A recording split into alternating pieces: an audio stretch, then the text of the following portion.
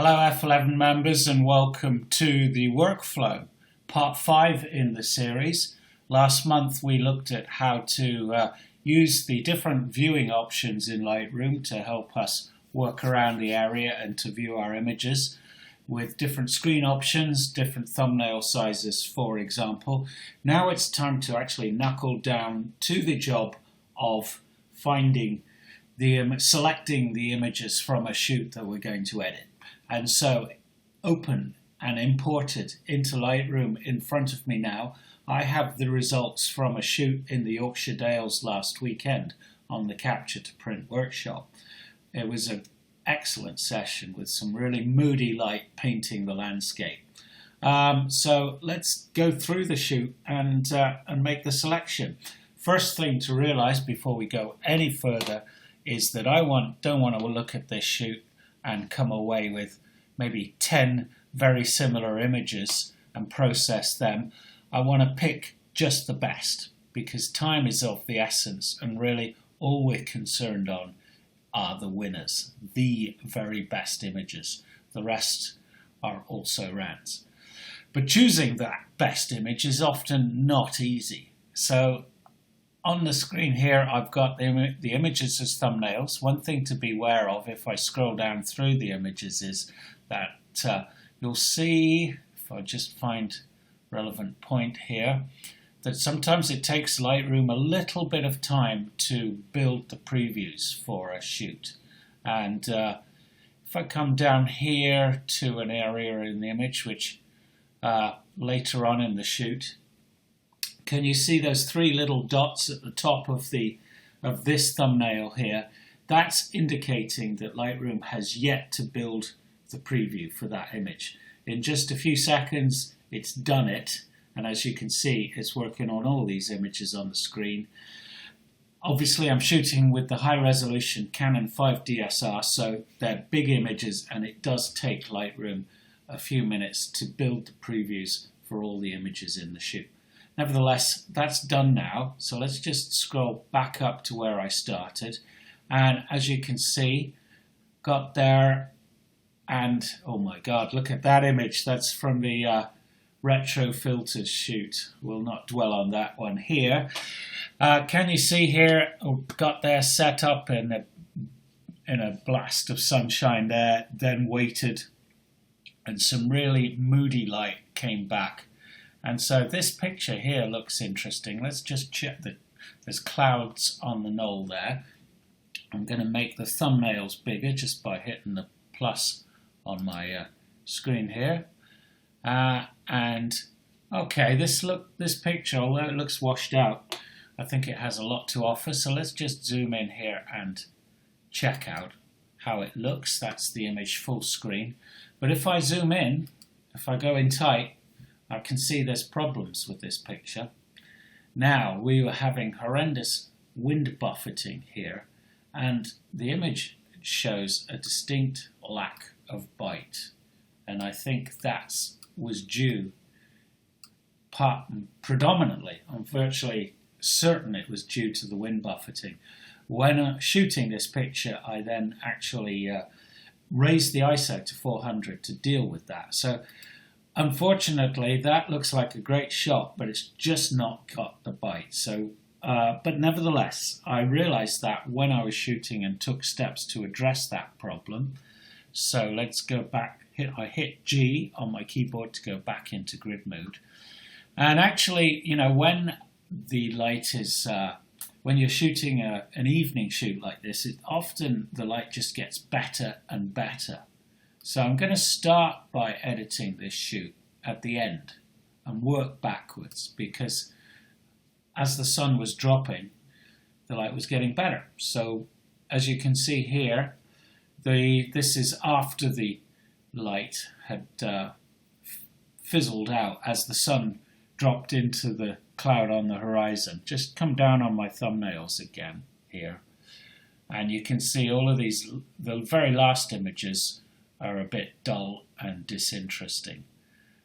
Let's come up here to and keep scrolling back because I remember there was just one patch of light when everything looked really, really gorgeous. We had great tones in the sky, and it's up here somewhere. Yes, here we go. This is how I remember it.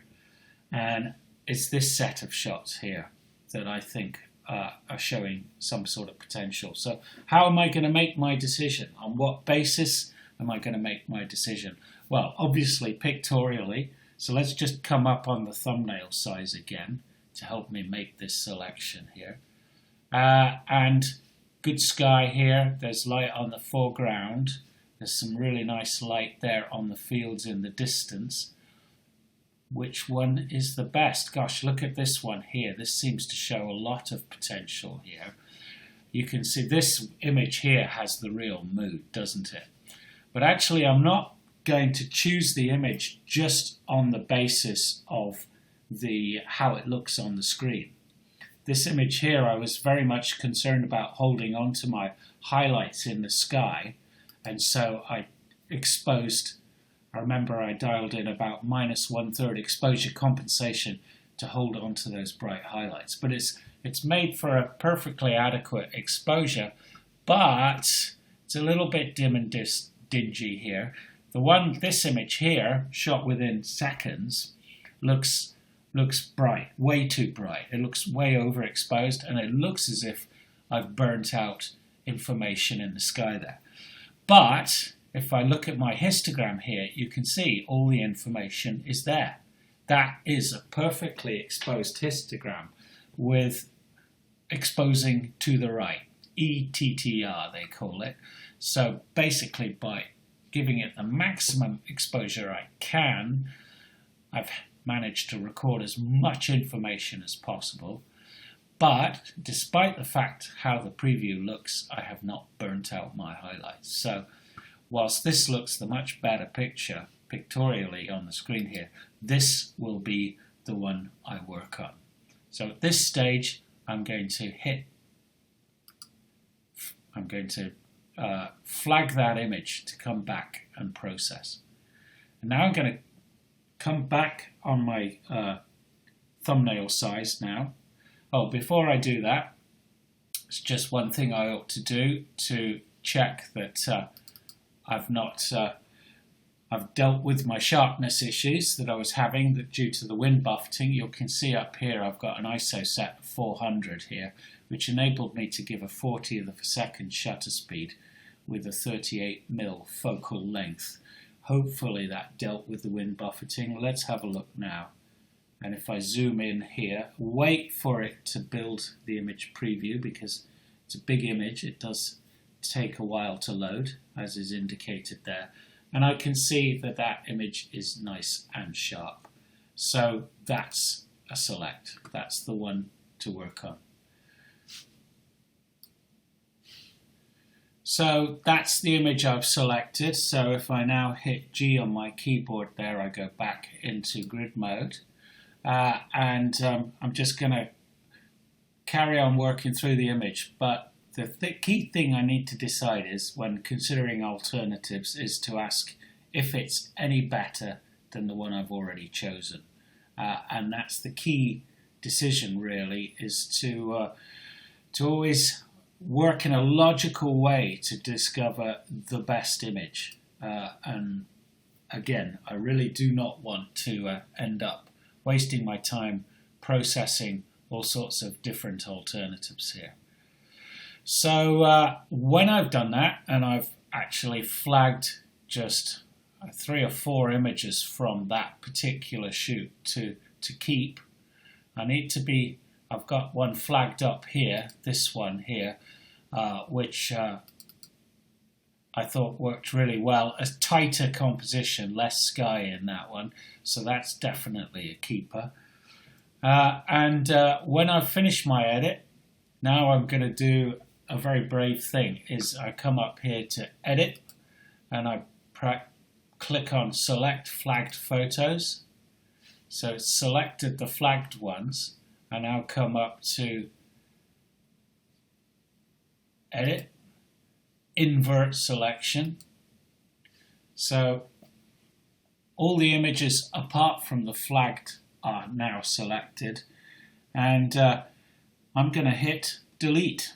Now this is going to absolutely delete all the images and wipe them off the disk that have not been selected.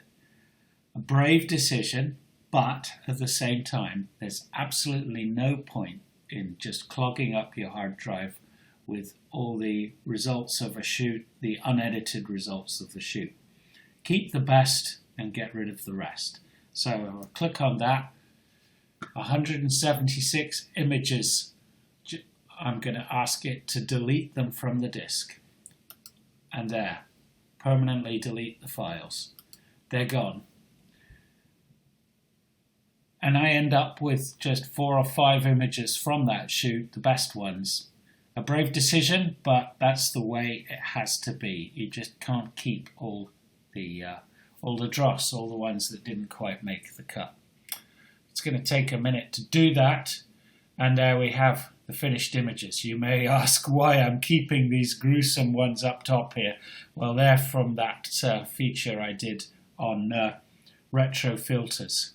Very tongue-in-cheek filter there. Let's just ignore them for the moment. And so that's it. And I hope that helps you in your workflow, the business of selecting your images. Okay, we'll carry on with this workflow series next month. Thank you.